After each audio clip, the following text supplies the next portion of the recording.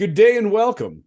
Our guest today has appeared in Unbroken, Red, White, and Bluey, Knock 'em Dead, Roar, Abracadabra, OMG, It's Dance Class, Tin God, Air Crash Investigation, The Dr. Blake Mysteries, and Fubar. These are just a few of his ever-growing titles. Please welcome writer and actor Benjamin James. Benjamin, thank you so much for your time and welcome to the show. Hey, Chris, thank you for having me. It's a pleasure. I want to dive into it with you, buddy. Here, what was the pivotal moment for Benjamin James to decide that he needed to pursue a career in acting? Oh, that's a good question. I think as a kid, I was always that look at me, kind of a thing. And I think the and just that concept of making people laugh, making people happy, was always sort of in there. And then I guess just that opportunity to play other people and tell other people's stories. Then as I got older, become an important aspect of it as well. Like I really enjoy telling other people's stories and getting to sort of be not necessarily all of just me, but creating a character and bringing aspects, little bits of aspects of myself into that little character, and going from there. So yeah, so I think that's where it sort of really started.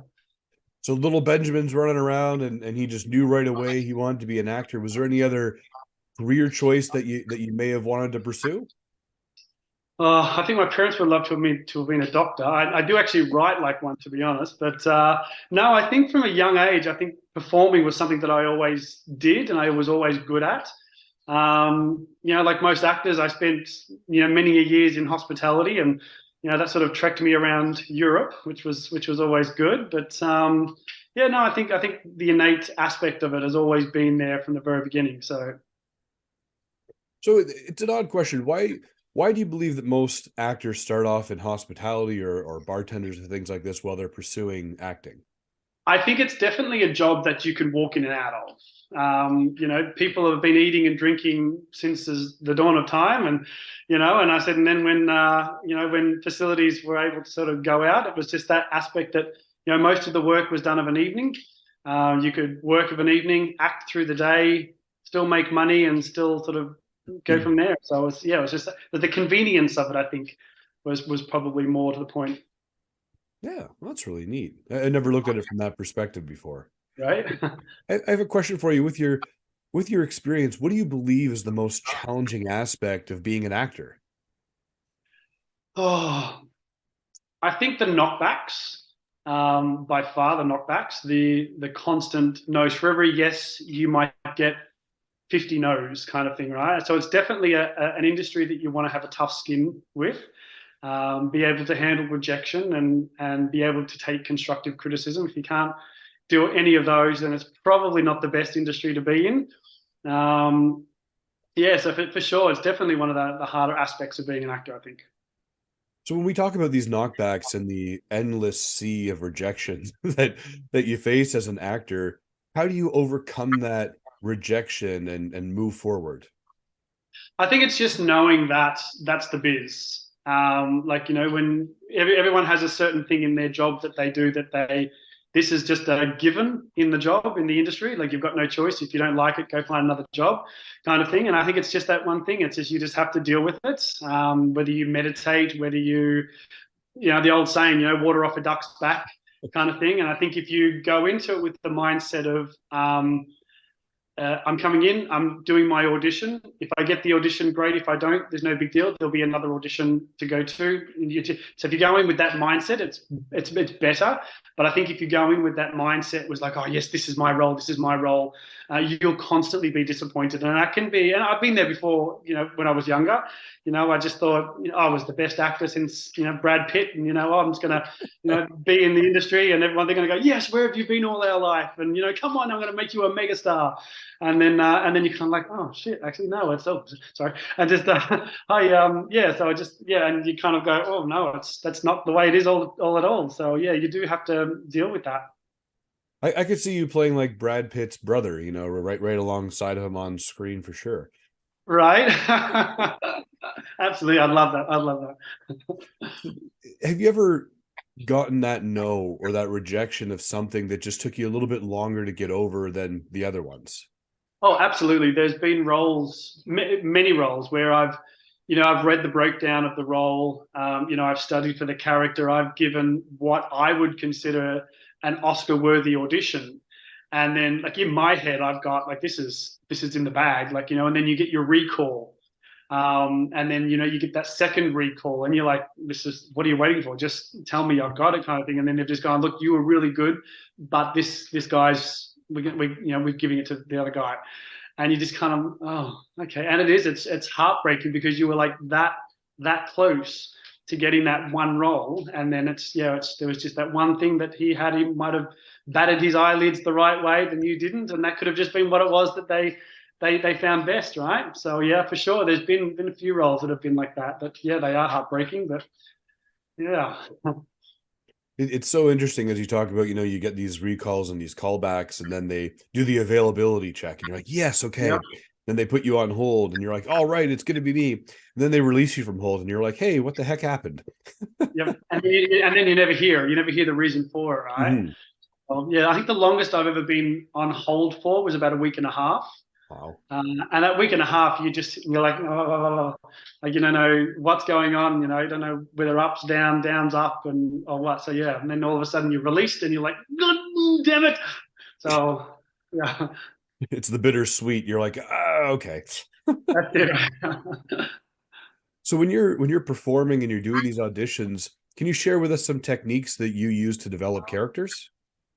Absolutely. It's really about breaking down that little short piece of script you get.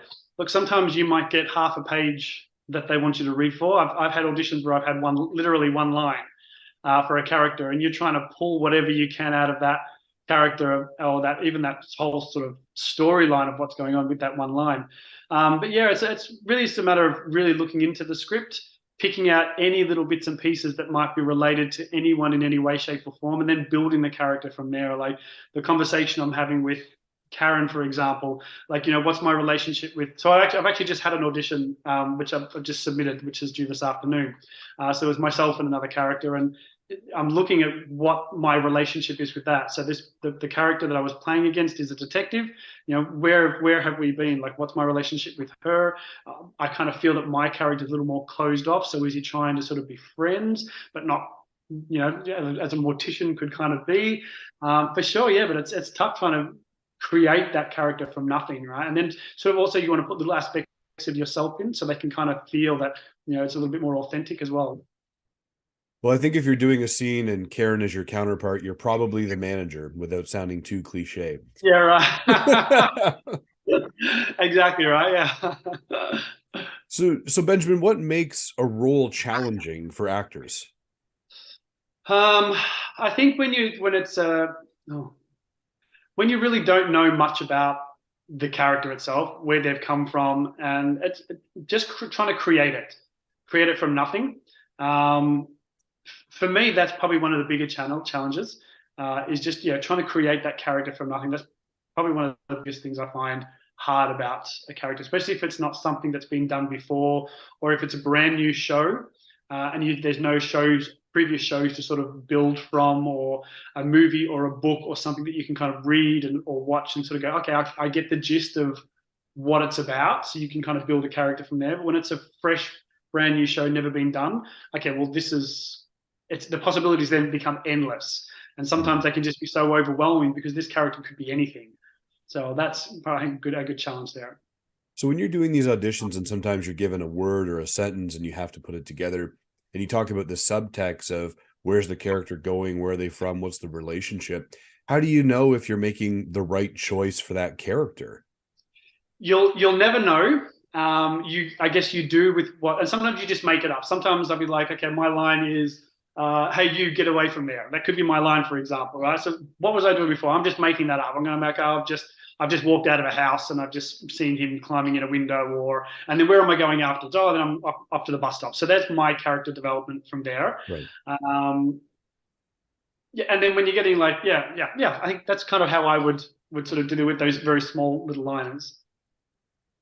So now when you do your audition pieces, and it's more of a weird question, how do you leave the scene if you're walking in and you have to say, hey, don't touch that, how does Benjamin end the scene or leave the scene? Do you leave camera? Do you stand there and fade out?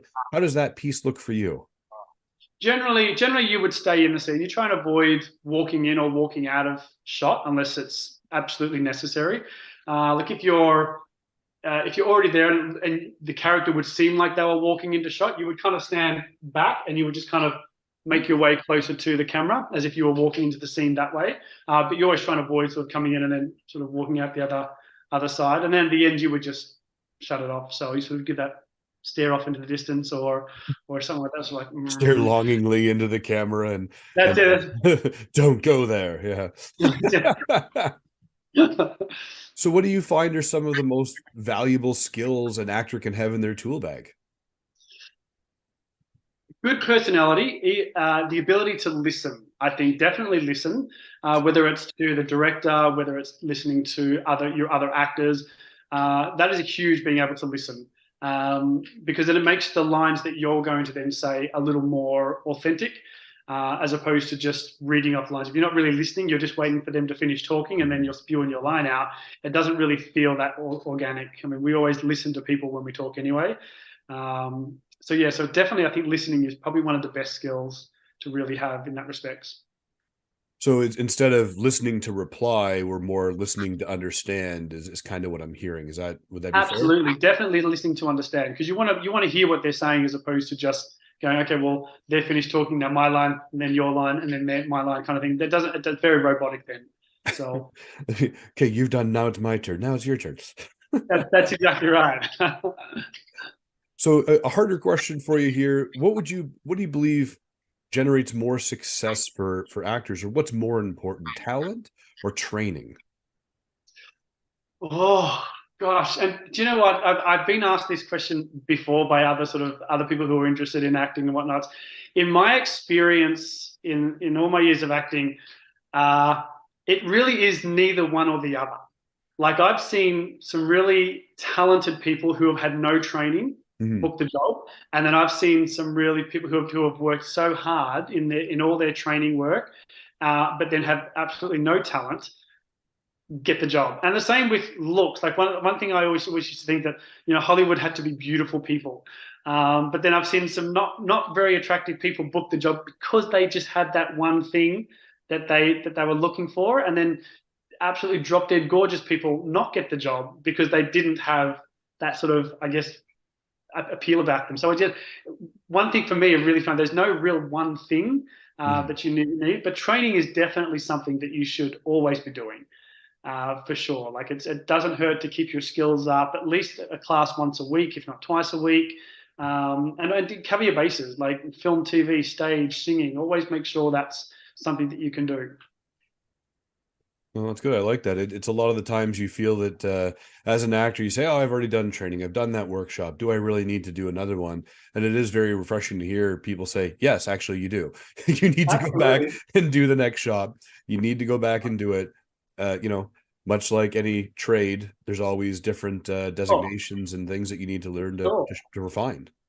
Absolutely, and it's like any job. If you're constantly doing the same job over and over again, you get better at it. So if you're constantly learning new things, you're going to get better at it, as opposed to just doing that one acting class and go, yeah, I studied that for a week, I'm good. It's like sure you studied that tiny little aspect of it, but then there's a whole regime of things that you could be learning as well that you're not getting out of. So and then on set experience, is also amazing as well. Like some of the experiences and people that I've learned from, even just watching bigger names like in Fubar, for example, just watching Arnold and Monica perform. I get so much more from them as well, just learning. Oh, okay, well, I never thought of doing it like that before, and so they're always good things to watch other people. Yeah, well, Fubar is Netflix's #1 show right now from a streaming hours point. It was something like 80 million hours. It was ridiculous. That's amazing. That's amazing. But that's really cool though. And if you haven't seen Fubar, I would encourage everyone to take a look. It's enjoyable from a lot of different angles, that's for sure. So, with all of these different layers of acting, what do you find that is most enjoyable about acting in the process for you? Um, being recognized down the streets. No, I'm just kidding. Fangirl them, everyone to go. Yeah, that's it, right? No, I like I said before, I really love the aspect of being able to tell someone's story. Everyone's got a story inside them, and then when you get that script and you're reading it from cover to cover, and then you get to create that story. It's like, when you read a book, your imagination goes crazy. When you're putting it onto film or TV, this is us trying to create what the audience home may have read when they were reading a book. So that's the thing I do love by far the most, is just creating that story, bringing something to life. It's so enjoyable. Good. That's really neat. Step into a different character, bring it to life, ensure everyone is okay with it. Right. I mean, and you're always going to get your critics, right? Always going to get people who like it and people who don't like it. And again, that's just part of the biz. So with everything that you've done so far, have you had a favorite production where you've just looked back and said, that's the one that sticks out, that's the most memorable for me? Fubar, I think, was probably most definitely the memorable so far. Even though it was only a small part, it was being on set with someone like Arnold Schwarzenegger, who's just a huge in the industry, is just awe-inspiring. When we were sort of there and on set, and that's, the director sort of said, "Oh, Ben, this is Arnold and this is Monica," and I'm sort of like, "Oh, hey, how's it going?" It's like, "Hi, how are you?" And it's just kind of like, "Oh." Oh, you're kind of like, fanning out sort of thing. And it's just kind of like, cool. Like this is that moment in your life where you've kind of gone, this is why I've worked, or what I've worked to get towards. Right. And I remember even when I worked with Matt Boomer and in the upcoming Fellow Travelers, like just when we first got on set and our lines together, like just, I was looking at him doing our lines. I'm just like, dang, that's Matt Boomer. Like, like I've only ever seen him on TV before. And it's kind of like, it's those moments that really stand out and make it worthwhile. So you mentioned that you have an upcoming project, Fellow Travelers. Can you share with us what we can expect to see from this? Yeah, I believe it's coming out on Showtime in the fall. It's based around a love story. It's Matt Boomer and Jonathan Bailey. Jonathan Bailey was in Bridgerton.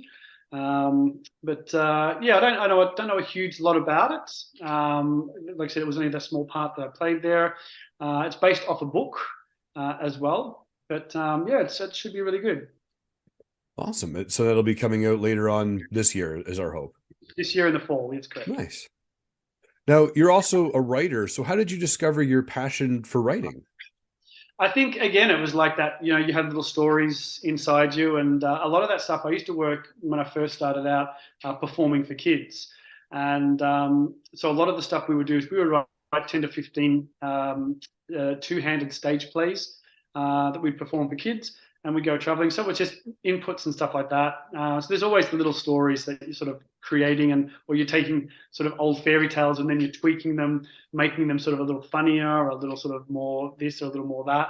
And that's kind of where that aspect comes from. I think for me, once I get that story and someone starts it off, then I'll put my little 2 bobs worth in and sort of carry it on from there. So yeah, I really enjoy that part of it as well. Now, have you ever written anything specifically with the intention of acting in it? Nothing specifically, no. I do always see myself playing the lead character. Of course, like all my lead characters are like half the age that I actually am. So it's got, I'm like, I think I'm just sort of kidding myself in that respect. And then I kind of like, oh, I think I might be a bit old to be playing that character now. But yeah, like I do. I kind of base it sort of, not base it on my life, but like if I was in that situation, how would I react? Okay. So I always try and put myself in that character's position and sort of say, okay, if this happened, what would I do as a person? Okay. Now, with your writing and your acting, is there any particular themes or topics that you find yourself consistently exploring? I do love comedy. I do love making a fool of myself, and making people laugh, and keeping the moments fun. I do believe that laughter is a great cure for getting old. If you keep yourself laughing and happy, it's good. So I think comedy for me is one thing I really do enjoy doing. And I'm not going to say that I'm a bit of a drama queen, but I do love a bit of drama. So, but yeah, that definitely is in the books for me as well. Now, do you have any inspirations, like when you were getting into acting and doing your writing? Was there anyone that you kind of looked up to and had that inspiration just to keep you going? Absolutely. Heath Ledger was a huge inspiration for me as well. Um, yeah, he sort of come from sort of very sort of simple beginnings and sort of really Mhm. worked hard to get to where he was. Even people like Benedict Cumberbatch, a lot of these sort of other actors who are sort of moving into their sort of middle age kind of thing, I find very inspiring as well. That's kind of the position that I'm sort of in at the moment. So I sort of really see where they've sort of all of a sudden their careers start to take off at around that age. So yeah, so there's a lot of those sort of actors I think that really I do find very inspiring. That sort of gotten into it later on in life and sort of built a career from there. Now, when we look at the career and the inspirations that you've had, is there anything down the line that you say, this is the one for me?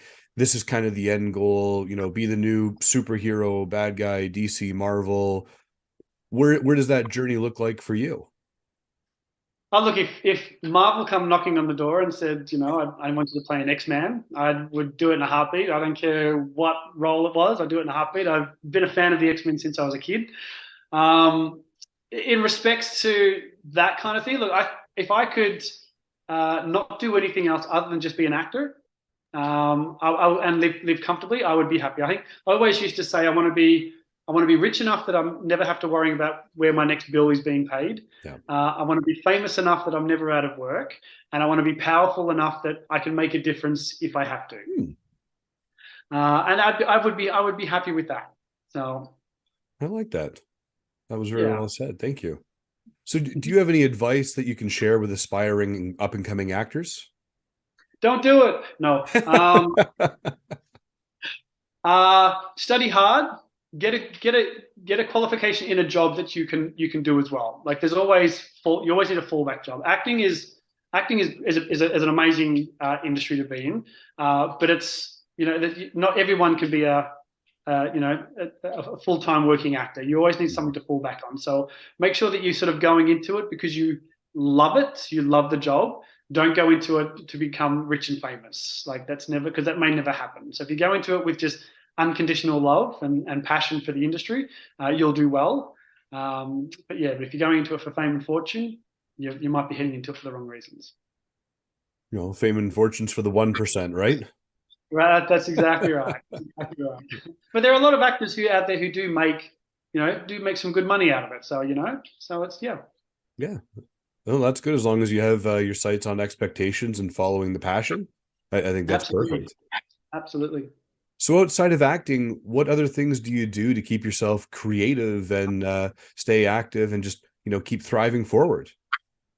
So I really do enjoy little craft things. So like I'll paint a stained glass window, or just little craft, just little artistic-y type things around when I'm around the house that sort of keep me busy. I sing a lot. Like I do have singing lessons every couple of Oh, weeks. Yeah, and like I'm working on a little bit of a script at the moment. I've got a couple that I'm sort of working on loosely. Yeah, just those sort of things. Just that artistic side, I like to sort of really sort of keep going. I find if you let that burn out too much, you tend to lose it. And it's like anything, like any muscle. If you don't work it out, it won't work. So yeah, so just trying to keep my finger in that play, even when I'm not auditioning or not working. Just that crunch, heat that creative flame alive. that's what I like that. It's the writing, it's the singing, it's the staying creative to keep the flame alive and going. I love that. Absolutely. And Benjamin, where can people learn more about you? Are you on social media? Where can we find you on Instagram, Twitter, Facebook, MySpace? Yeah, yeah. So I'm definitely on Instagram, IMDb as well. That has most of my work there. I think they're probably the two main social platforms that I tend to use. I'm kind of in that sort of age bracket where social platforms, are still a little bit strange. I can push, or check messages and stuff like that. But half the time now, I'm getting my kids to show me how to do things. But that yeah. Okay. So we won't find you doing any TikTok challenge videos anytime soon.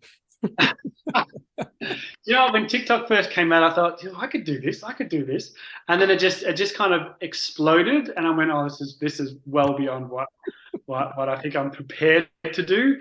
But I mean, some of those TikTokers, like they work hard, for what they've gotten. But good on them, good on them. So Okay. when you're running a household and kids, it's a little harder just to stop and pop out a couple of TikToks and go from there. But TikTok's not Tic Tacs, that's for sure. that's it, right? So Benjamin, I want to ask you something. What is something that people tend to misunderstand about you? I think my humor, for sure. Sometimes my humor can be taken the wrong way. I don't know if you've noticed with my accent. So I'm Australian, and we have a very dry, unusual sense of humor. And like since I've been living in Canada for a number of years now. But I remember when I first got here, people would like, I'm not really sure what you mean by that, or you'd get that sort of, okay, okay, and I'm kind of like, oh, I don't know if that landed very well. So, but yeah, I think my humor can be a little misunderstood sometimes. But otherwise, I think I'm usually a pretty down to earth, funny kind of guy. I get along with everybody, and yeah. Good. And out of curiosity, if you had a magic wand, what is something that we as society need to start doing or stop doing as of tomorrow? Oh, I'd love to say population control. I think I think that's probably half the world's problem is just overpopulated. But I think the ability to, if I could wave a wand, the ability for people just to learn to love themselves a little bit more. I think if that is one thing, I think if you learn to love yourself a little more, I think half the issues in the world again would just disappear. So for Yeah, sure, more love yourself. self-reflection time and taking Absolutely, that mental health absolutely. break. Yeah. Yeah, absolutely. Yeah, mental health is huge as well, which is I think just another reason to really focus on that love, that self love. So Benjamin, I have time for one last question for you today, and it's what makes Benjamin smile? Oh my gosh, when my kids are finally asleep. No, no. Look, do you know what? I feel and I think that I find the humor in just about everything. Even miserable situations, I sort of like, yeah, it could be good, or try and make a lightheartedness out of it. Like I try to keep a smile on my face all the time, as you can tell by sort of these lines I got all the way going up here. But yeah, most things keep me smiling. Definitely my kids for sure. Like they'll just do the craziest little thing, and that just definitely makes me smile for sure. That's fabulous. That's all the time I have for you today on Coffee with Chris. Benjamin, thank you so much for your time. You've been absolutely amazing. Check him out, everybody, when you can. Google IMBD, all the socials, of course. This has been Coffee with Chris. Remember to smile to inspire and have a fantastic day. Thank you so much, Benjamin.